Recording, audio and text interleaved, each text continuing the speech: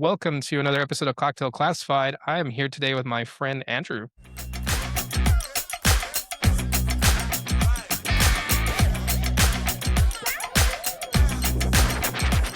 Welcome, Andrew. Hello. So, who are you? Tell us who you are. I know we know you, but for our listeners, who are you? Yeah, absolutely. So I am Andrew, known as Andrew, no Andes or any shortening of the name. Yeah. Based here out of Houston, and I'm the owner and founder of Cut Above Zero Proof Spirits. Yeah. You're Houston born and raised, right? Houston born and raised, yeah. Love H-Town. Awesome. So you own Cut Above, but what did you do kind of before Cut Above? So before Cut Above, I spent 19 years in banking. Yeah. So I worked at a large national global bank. Mm-hmm. But when I wasn't working, I enjoyed all things cocktail culture. Yeah. So going out to bars, meeting bartenders, the mixology side of it, something I was always fascinated with. Yeah. When did you start getting into cocktail culture?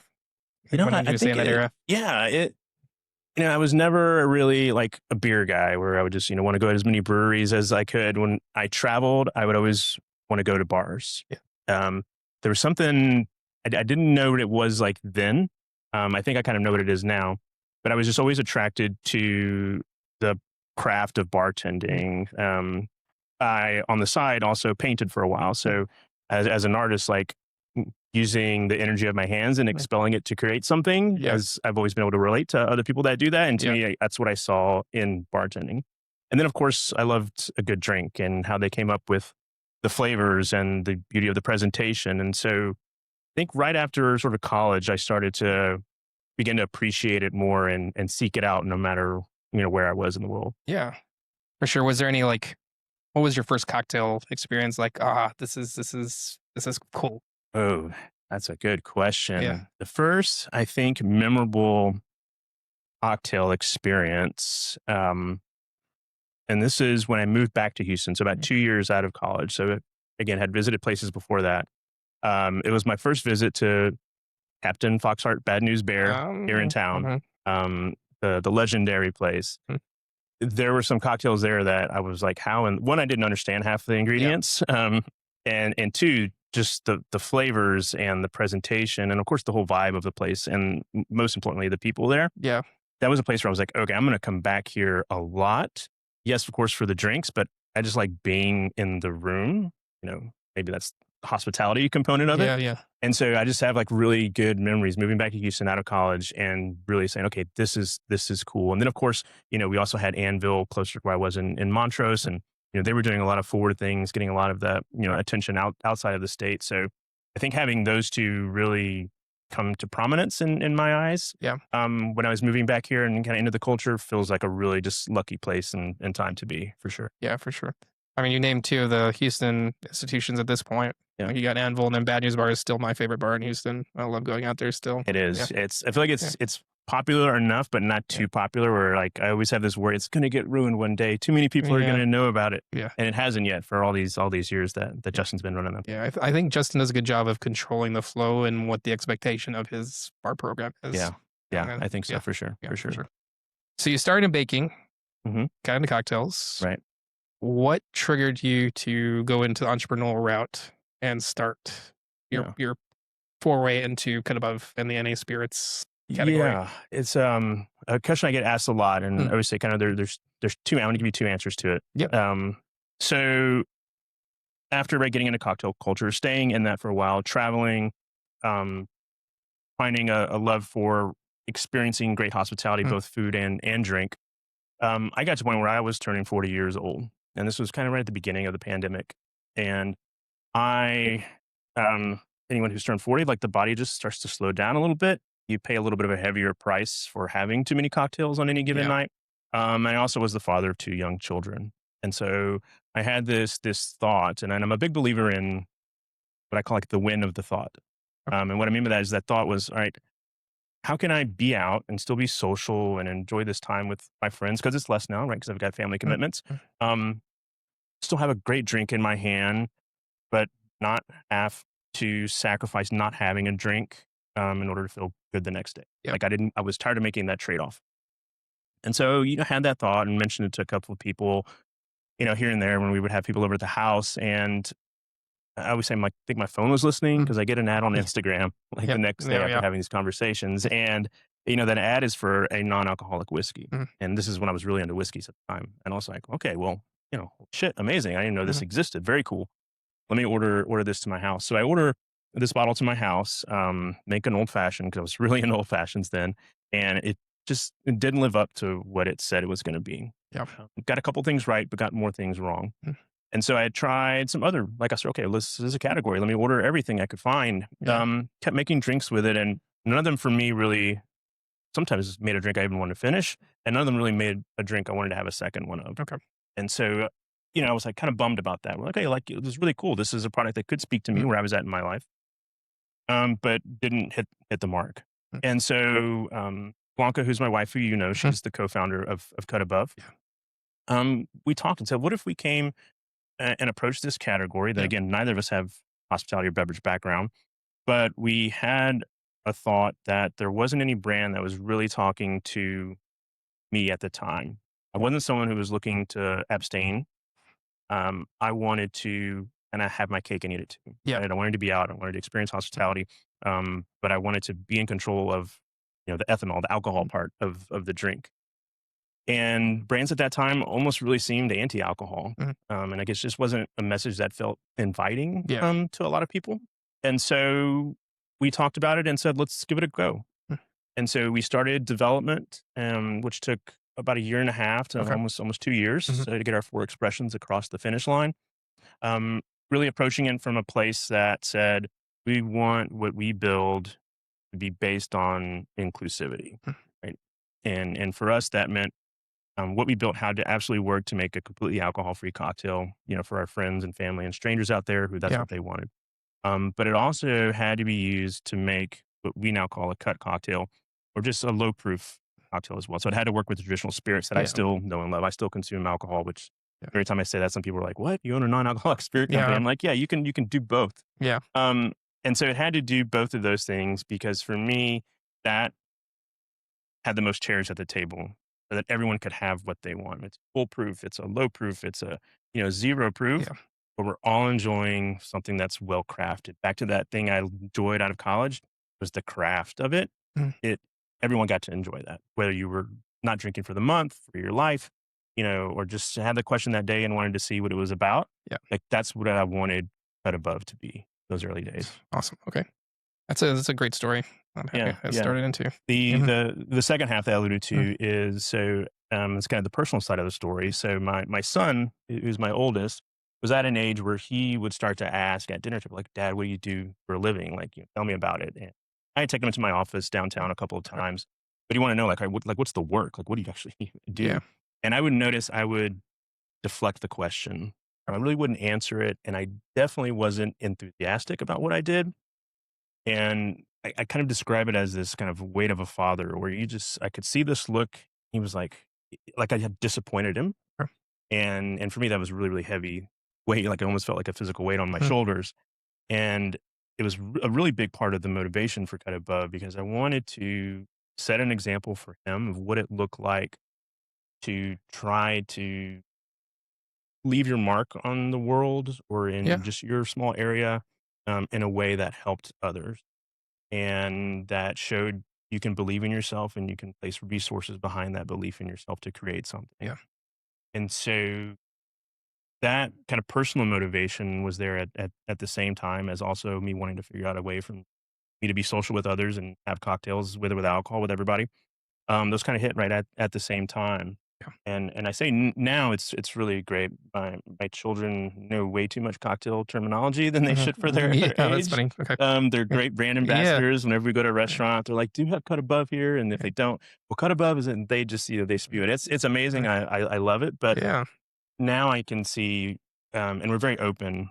Mm. A tradition we do at our dinner table that my wife give her all the credit for. We call it parte del día, Mm. the part of your day, Mm. and we go around the four of us, and you share a part of your day that was a good part or a bad part, like Yeah. whatever you want to say, and everybody takes their turn and does it. Yeah. And still to this day, but particularly those early days when we were building Cut Above, there were hard days where we wanted to get a distribution agreement and we didn't get it, Mhm. or formula's taking too long to finish. And so I would share those just as much as I share the wins, the things we got Yeah. right, or the successes that we had, or the recognition. And so for me, that was really important to not just show him, hey, yes, it does matter what you spend a lot of your time doing, Yeah. and you should try to make it worthwhile. Yeah. Um, but also it's challenging. And then we as a family should be able to talk about those and share. Yeah. So kind of creating that for me, which was an example that I didn't have for them to what this looked like. You know, tomorrow should all things like shut down. I feel proud that I was able to demonstrate that them. So whether or not they choose entrepreneurship or Yeah. not, they at least got to see, how I approached it and Yeah. kind of like the meaningfulness and great thing about entrepreneurship. Yeah. That's awesome. So you have a little family business. Yeah, Sounds like yeah. everybody's involved in one way or another. They do. They do Yeah. ask Yeah. every Yeah. now and then. So Yeah. what happens when you Yeah. die? Who gets cut above? Yeah. And I was like, well, hopefully we're a long way away from. Yeah, for sure. So you talk about, I know, it's your husband and wife team. Mhm. How is it working together on a project like this? Yeah. Something we haven't had on the show before yet. So Okay. I'm Yeah. curious to talk a little bit about that. Yeah. Yeah, yeah, So yeah, it's amazing. yeah, And it's challenging. So for us, we of course always had our professional careers, and then you have conversations about that, what's going on in each other's lives, and then we've always had what's going on with kids, and then what's going on with us as the husband wife. yeah, And so having all of those, kind of separate conversations at the right times in a relationship. Well, now there's another one, which is okay. Now is the business thing, yeah, and of course it's stressful as resources that she's earned and saved, that I've earned and saved. yeah, All those resources, are into this project now, and after 2 years, it became my full time job, yeah, and so it required us to really strengthen our communication skills, to really make sure we were transparent and shared how like we feel about things. Blanca is great about holding me accountable. mhm, Like I'm very much more the dreamer and how things can get really big. And I've got an operations background as well, so yeah, I can understand the steps to get to some place, but yeah, the discipline required mhm, to grow at the appropriate pace. So she definitely does that. And for those who know Blanca, she's a natural born salesperson, mhm, and so having her come in and bring her strengths, can she feeds our sales pipeline, yeah, and she does that amongst other things. And so seeing her bring that to the table, I'm bringing my strengths to the table. It without right either one of us, I don't think it necessarily works. And she still yeah, has her full time job, okay, and she raises the yeah, the kids predominantly yeah, and takes them and makes sure they're in the summer camps and all that stuff. yeah, I give her all the credit for that. Um, but it is really neat to do another thing together, yeah, right? We were raising kids together, running a business together. yeah, It's an experience that is definitely hard, and I want to don't want to have it come across as it's happy and go lucky all the mhm, time. It's not. It's a stressor. yeah, But when you get those good days where we get the win and this thing that we wanted to build, we see someone appreciate it. mhm, Not, and it's not like okay, they appreciate it and like we're getting that for them, but to see that oh, I didn't think I was going to ever have another gin and tonic because I've been sober for 25 years and that was my favorite cocktail. And now I get to yeah, have another gin and tonic. This is amazing. Like, it's a good feeling giving someone joy, giving them happiness yeah, in a small little way, right? yeah, Kind of compared, but in that small little way, like, that's a really cool feeling. And that's, I think, motivating for the both of us. yeah. That's awesome. Yeah. Cool, cool. Um, Cool. So we talked a little about your background, how it's husband wife team. Let's Mhm. talk a little bit more, kind of roll back to Cut About Now. Okay. So you talk about you have 4 formulations, Yep. right? So you have a gin, the agave, the mezcal, and the whiskey. That's right. Right. Which one came first, or did they come at the same time? So gin was first across the finish line, Okay. right? So and most gins, there's Yep. no right wood involved, so Mhm. it's really kind of the flavors are all organic, but Yeah. they don't have to play with wood, and wood is complex and Yeah. does different things. And so behind that came the agave blanco tequila, Okay. and then mezcal, and then whiskey was last. Okay. Whiskey is definitely the most complex out of all of Mm. them. Like a lot of whiskeys are. Yeah. But yeah, there was definitely an order to them. Mhm. Did you come in? When did you guys hit the market? Because I know we started seeing NAs right before we opened night shift. They started becoming like this big push. So like 20, I Yeah, guess 2018, 2019. Was that was it I was like think the era of push. that was Okay. when you started to see them Yep. hit the market, Yep. get some traction, and we launched officially late 2022. Okay. So we're in our 4th year at the moment. Okay. And then when we launched, I don't know the exact number, but we were probably the 9th, maybe 10th brand in the US. Okay. You had some 2 or 3 kind of really, really big ones, and then kind of us as the kind of second wave. We were part of that second wave of brands that were coming on the market. So you kind of entered right at that kind of entry point of everybody else. Yeah, like we knew it was a thing. Mm-hmm. I think early on everyone was still like, all right, it's a thing. For how long? Yeah. Right. We know now it's for forever. It's here to stay. Yeah. But when we joined, we had some brands that had done that market validation for us from a business perspective. Yeah. And for us, it was just okay. Well, let's make the best product out there. Like that's the goal, right? We want to achieve all these things, but bottom line in any beverage, you just have to be able to make a good drink with it. And so that's really what was kind of I had that kind of written out actually, just, has to make a good drink. Yeah. I was going to say, there's a lot of NAs out there that are flat. I guess is the best way to put them.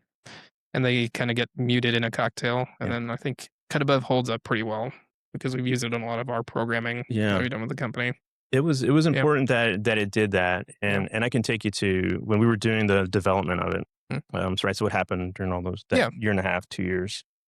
So I brought in a hospitality veteran who came in 25 years in the business globally, ran bars, ran competitions, developed cocktails, and said, okay, I definitely know this is going to be a at-home consumed product. And think of this as during COVID, right? So everybody was at home. So it had to fit there. Yeah. But I really wanted it to fit, what we call on trade in the bars and restaurants, because again, that was where I wanted to be. And so that's where I wanted this to be. I wanted people to feel welcome when they were there, when they weren't drinking. Yeah. And so we would, let's take the gin, for example. We'd do some development and we'd get 3 versions of it per round. And we would taste it neat, room temperature, taste it chilled, write our notes, smell it. We'd make a gin and tonic using just those 3 Cut Above versions. Yeah. We take a best-selling foolproof gin.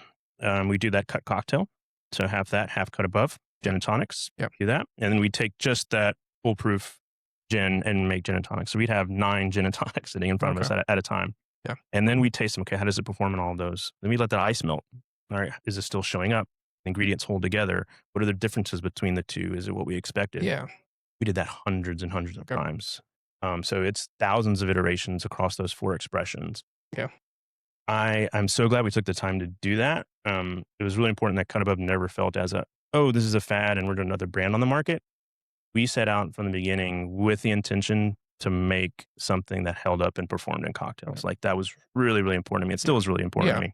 And I think to your point, there was a lot of products on the market that didn't. And I don't think it had the rigor. And they got the advantage of being to the market first, right? Because of that. Yeah. But I think we have the advantage now because we took the time to do that. And it's appreciated from, big restaurants to craft cocktail bars to at-home bartenders that it's going to work in a drink. Yeah. So what was your creative process on kind of designing it? So were you like, whatever you can talk about. So like, were the individual infusions of flavors that you're blending together? Is it a big kind of like pot, like you throw everything together and just kind of work with it? Like, what is the process for creating your spirit? The way I say to sort of visualize it is like kind of the switchboard, right? With all these little toggle switches, and each one is tied to a particular flavor or ingredient. And some of those are extracts, some of them are esters, ethers, all the different kind of chemistry terms you can use for food and drink creation. And some of them are the flavors that you get when oak and ethanol meet. And it's American oak, and it was previously used for something. So we're able to kind of isolate all of these different flavors. Everything is natural, like that's in Cut Above.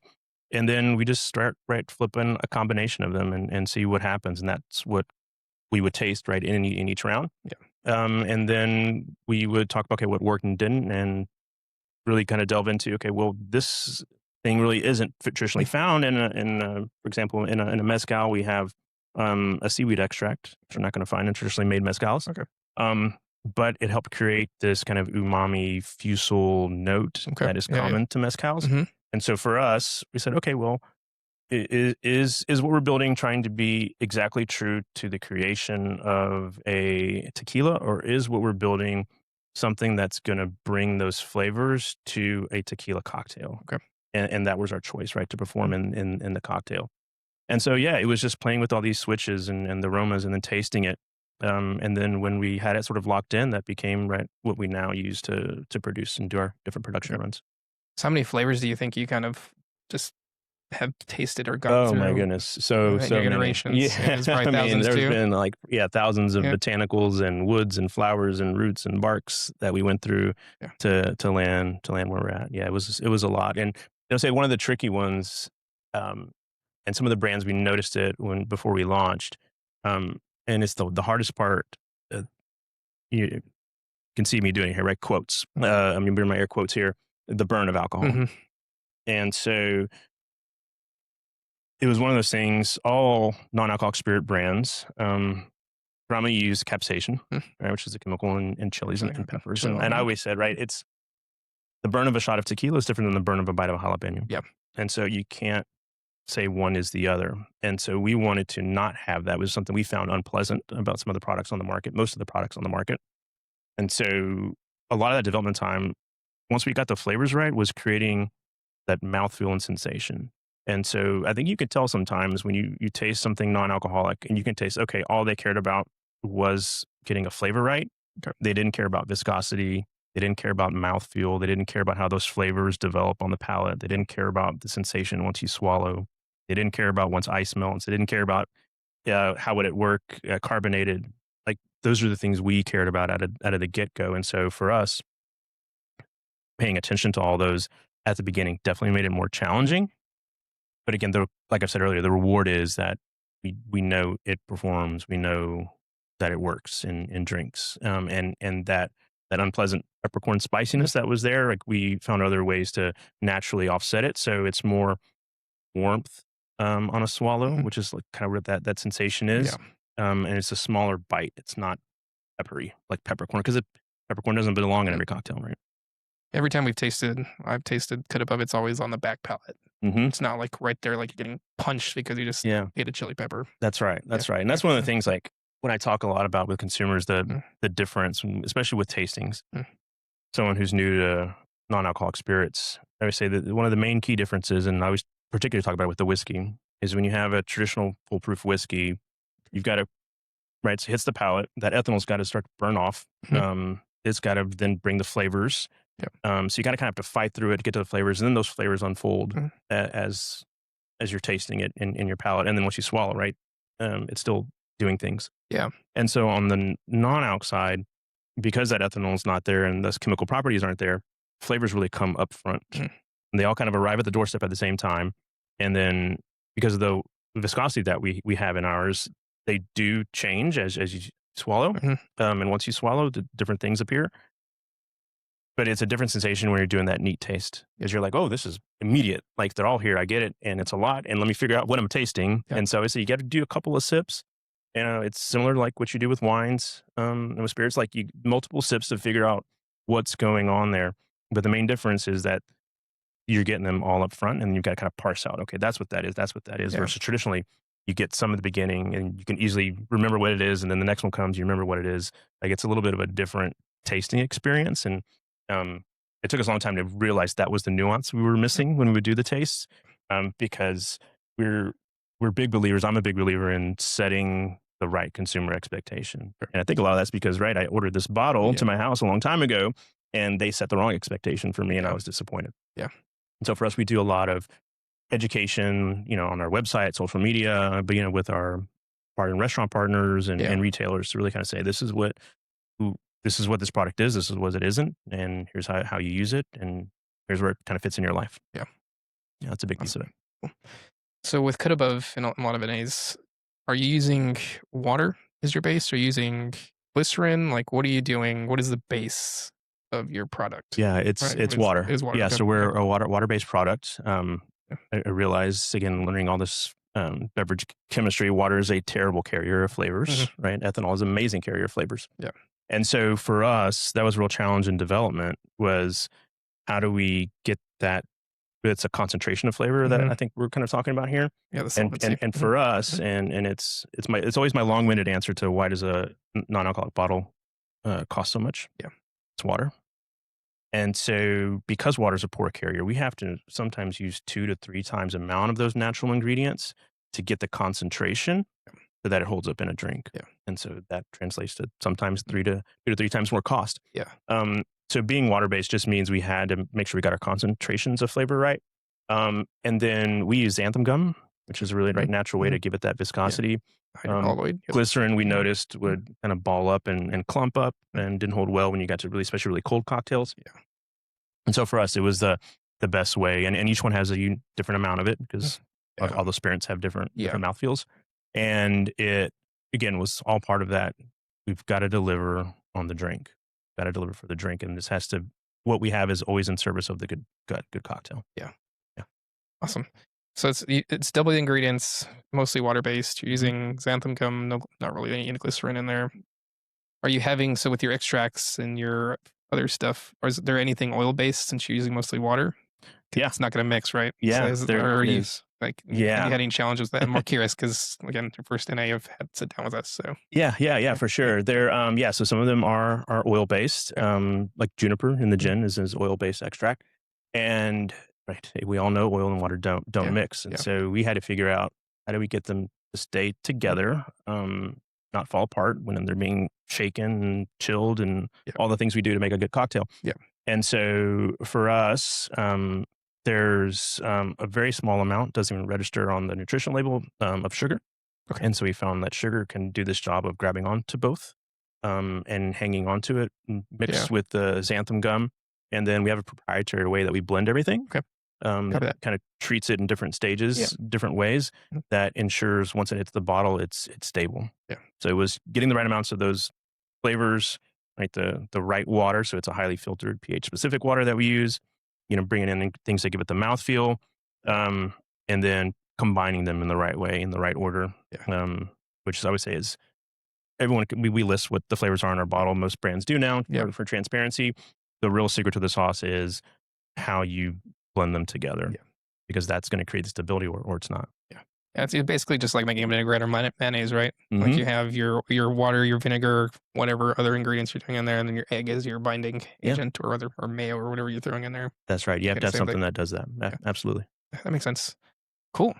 So we talked about this and that. Let's. What cocktails are you kind of hyped about using this in? What have you seen a lot of people use? Oh, so it follows foolproof cocktails in terms of like popularity. So right now, the margarita and riffs on margaritas warming up outside, those always dominate during summertime. I've been really into seeing when people do infusions into our expressions. Sometimes that's really creative, and it's like a mushroom into our whiskey that was done one time, and I was like, oh, that is, it made an amazing riff on an old fashioned that was done before. I really like the bitter cocktails at the moment. And so, the challenge on the non-alcoholic side, if you're a bartender or bar owner, is if you kind of look at your really amazing, 5-ingredient cocktails, is finding a non-alcoholic version of all of those. And so for us, we have brands that we like and partner with. But really, if the ingredient doesn't exist, can we infuse something, using, whether it's a cucumber in the gin to bring something, or butterfly pea to give color. We use lavender a lot with the gin to kind of bring in some more botanical and floral notes. Yeah. So seeing cocktails created with those infusions, I think, helps make up for some of those other ingredients not having non-alcoholic counterparts yet. Yeah. And so that's really what I like seeing these days. Awesome. Well, Clint, taking a few steps back, because there's a question I want to ask you. So you talked about nutrition label. So what are the specific regulations that you have to go through? Because I know alcohol has their specifics. Yeah. What does the NA category have as far? Because you probably have to do FDA stuff, right? Still, we do. We have to submit our nutrition labels. So the definition for non-alcoholic is less than 0.05% ABV or alcohol by volume. And so anything less than that can say it's non-alcoholic. And so there are brands that are right up to that and just don't cross it over. So they do have alcohol in them. And then there's scales all the way down. I would say nothing is ever 0.000000, like all the way, complete, absolute zero. Orange juice, if you do the same test they do on us, orange juice is going to register as having alcohol in it. Like I say, Código has as much alcohol in it as a ripe banana. And so it's, for us in human consumption, that's nothing. That's zero. Yeah. And so it was one of those things when we had hit the market, Okay, do we say we're zero proof? Do we say we're non-alcoholic? Everything that, again, we put into here isn't creating alcohol. No, alcohol's not added or created at any time during the process. So we are zero proof. Yeah.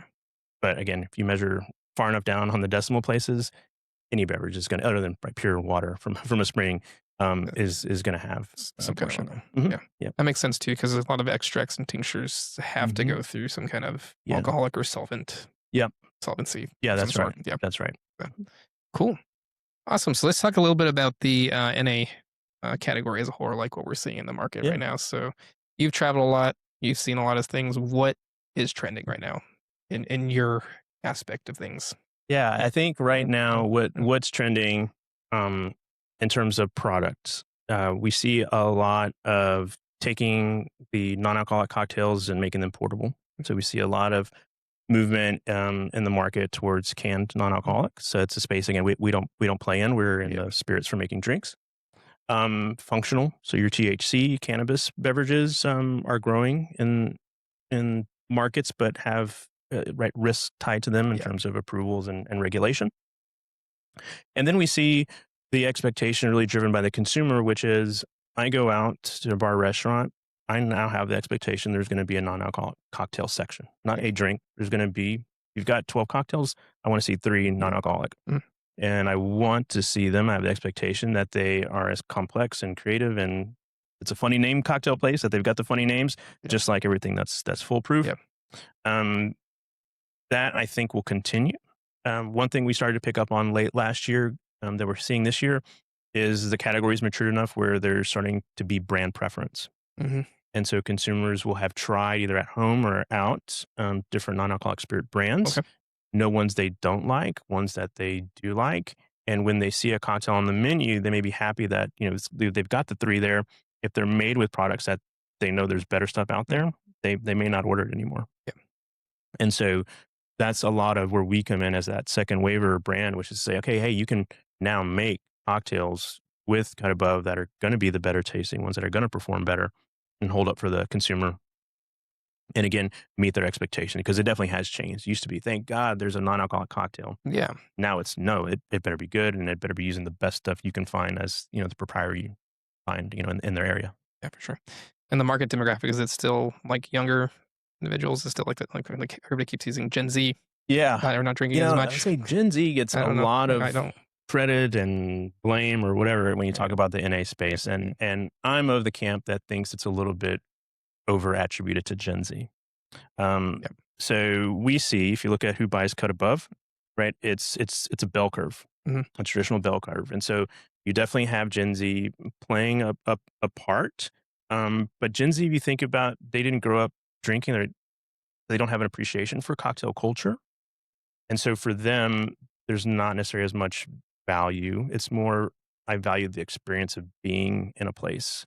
So yeah, the drinks are Right. a part of it, but unlike Andrew, who really appreciated the drink making out of college, it's less about that. It's about the whole ambiance, and can I take a good photo to share, or video.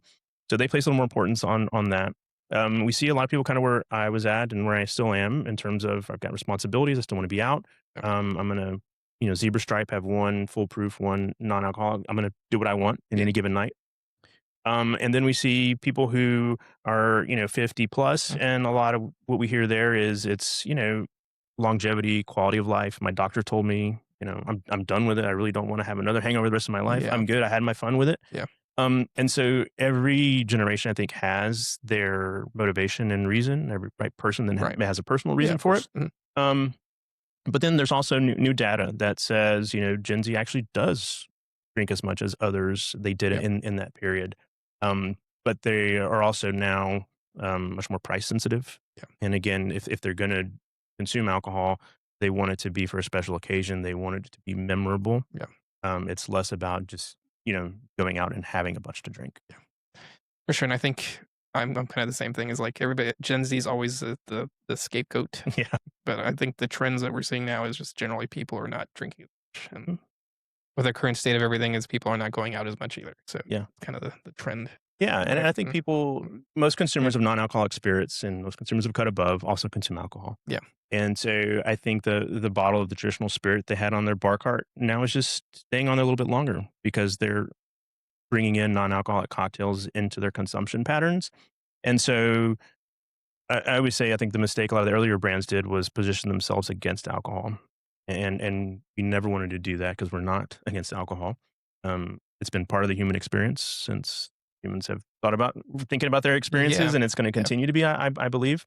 Um, we thought if we came at it and had that mindset, and people were almost like, well, bars aren't a good thing. I was like, well, no, like you're selling a non-alcoholic product in a cocktail. Cocktails are drinking in bars. Like, how can you not see bars and value them as a brand? And so a lot of those things, we just didn't vibe with, me personally, and then didn't want the brand to be about those. And so it's Cut Above is the non-alcoholic spirit that came out and said, you don't have to completely get rid of something you loved if that's not what you want. You can bring us in and mix the two together. You can use us sometimes, use them sometimes. Kind of this very much someone said, like, you've got kind of this like hippie mindset where everything's cool. And I was Mm, like, yeah, it's mm, kind of that is what I want. Like I yeah. want everyone to feel cool and welcome. Yeah. And my long-term vision I have is that we don't talk about non-alcoholic, like we don't talk about vegetarianism being Mm, it's not really a topic anymore, right? yeah. It's became just part of what we are, Yeah. and no one's batting an eye if someone's ordering non-alc or not. Yeah. Yeah. Okay. So we talked a little bit about that. So let's talk a little bit more about bartending and bartenders. So what Mhm. are some of the pushbacks that you've seen? Like, let's have like a real talk. What are some Yeah. of the pushbacks with the NA cocktails that you've seen, feedback you've gotten from bartenders? Yeah. So Yeah. Yeah. it's I've heard all of it. Yeah. Yeah. I've Yeah. heard all of it. Yeah. So I would say the most popular one is either I don't need it or my guests don't want it. Um, I think guests don't want it is definitely always wrong, because that's been proven wrong. All the data, we wouldn't exist and grow as a category if that was the Right. case. Your guests do want it. They just maybe don't feel comfortable because they don't want to ask you to make something special. That maybe they perceive that as being a hassle for you, so they're going to order. And if you don't have NA, they're going to do whatever their water, tea, soda. Um, so those customers are there in the places. Um, the don't need it part, I say there are probably out of all the cocktail bars, maybe 5% that don't need it because they have mixologists who are creative enough who can take a lot of what NA spirits bring, and they can do really cool things and Right. not have to have a Yep. spirit analog in there. Yep. And I appreciate that. And just like every spirit bottle doesn't belong in every single bar, same thing with non-alcoholic. Yeah. And again, it's weird I say that. People are like, "What? Like you're just, squatting down on the category and like putting it down." But no, Yeah. it's the truth. It's what spirits done, and we're in that model, right? Just Yeah. very, very early on. Um, Behind that, we get right to the tasting part of it, and that's where that education is. And so they again either had brands tell them before, or they experienced and set this expectation that when they taste a non-alcoholic tequila, it's going to be exactly like a foolproof tequila, and that's not the case. And I spent our first 6 months when we started marketing. We said, one for one, you're not going to tell a difference. I realized really quick, like that's wrong. Like, because you are going to, I taste the difference, and I don't want us to say that to get a sale. What I want to say is that this brings all the flavors you find in tequilas that I know and love, and it does the job of those in a cocktail without the alcohol. Yeah. And that's it, full stop. And so it has to, I'm a big believer that we are a category of ourselves. So I believe of a non-alcoholic tequilas, we make one of the best. We're, one of the most awarded. Mm. Um, but making it in the style of tequila to make tequila cocktails did the job of making it approachable. And so someone always says, okay, well, if Yeah. you were about, all these things, you didn't have to make a non-alcoholic whiskey. You could have just called it, smoky oak beverage. Yeah. And I could have, but then I've got to explain what that is to the consumer. And in that explanation, I'm probably going to say it's like a whiskey. Yeah. And so let me just call it a non-alcoholic whiskey, Yeah. or a whiskey alternative. Yeah. Because it makes it approachable, and it makes them kind of understand, okay, this is how it's going to taste. And then we always say, and particularly with the whiskey people, of which I'm one of them, like we are very particular. Mm. I always say, right, the thing I mentioned earlier about the flavors, And then I say, and you're not going to have that big ethanol bite to sort of fight through. So go into this old fashioned, knowing those are going to be two things. Flavor's going to come first. You're not going to have that bite of ethanol. Yeah. And then let's get the feedback. Because then it's more about flavor preference. Yeah. And just like not every bottle of gin is palatable and desirable for every person. That's why we got a massive gin aisle and a massive tequila aisle at our liquor stores. It's going to be the same thing for non-alc.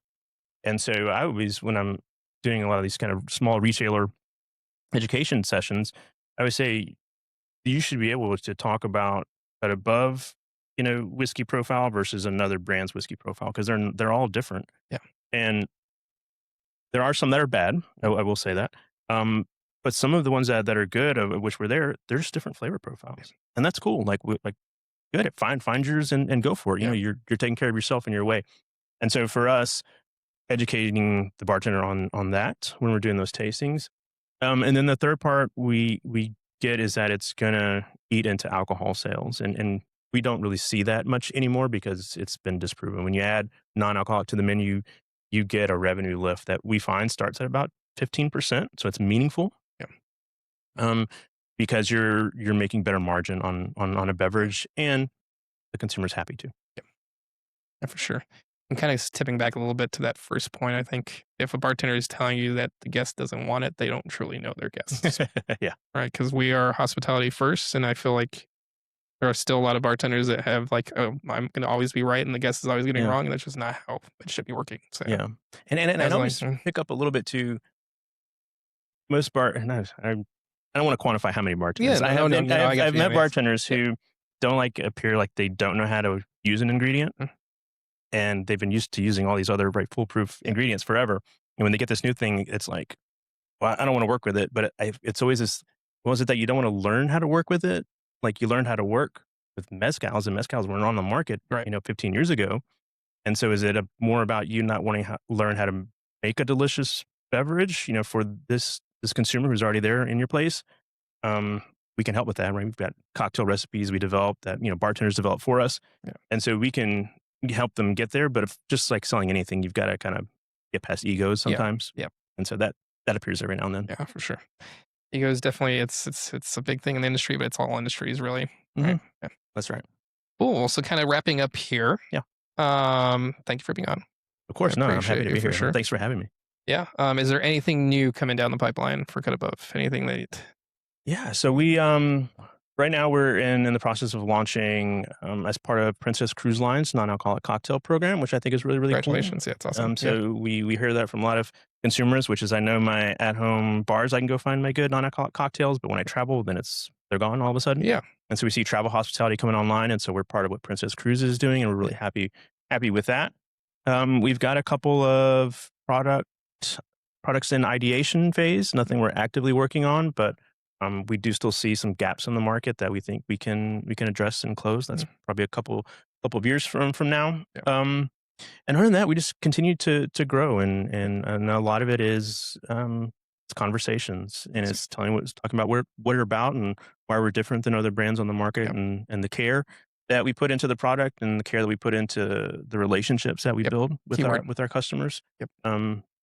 I'm one of the few NA brands that they call when they call Cut Above. It's my cell phone that rings. Yeah. If a bottle got broken, I'm the one changing the invoice to adjust for it. And so when someone deals with Cut Above, they deal with the founder, they deal with me, and I like that. I'm proud of that. It's who we are, and so for us, it's just continuing on that path, right? Reaching the good word, if you will. Yeah. Growing the brand and giving people again what they want and just giving them the best of it. Yeah, for sure. Where can people get more information from you?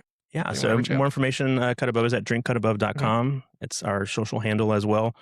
Cocktail recipes, the story we talked about today, how to use it, all that kind of fun stuff is there. And then we have some videos up on our YouTube, which is Drink Cut Above as well, that go a little bit more into crafting cocktails, the differences between using non-alc versus traditional spirits. But yeah, start at drinkcutabove.com. Perfect. And where can people follow you at? If they have any questions? At Drink Cut Above. Instagram is our most active channel. Perfect. So Drink Cut Above. Everything's on the website. Any other last point you want to make? Do you have any quote of the day? Or any advice you want to give to someone? No, quote of the day is just everybody take care of yourselves in whatever form that looks like. And so, we want to be there when taking care of yourself means having a no or low proof cocktail. That's where we want to meet you. And other than that, just be kind to each other. Be kind. Yeah. Key point. Awesome. Well, thank you, Andrew. Of course. Thanks for having me. I appreciate it. Awesome. Thank you. Thank you, everybody, for joining us for another episode of Cocktail Classified, and we will see you next week.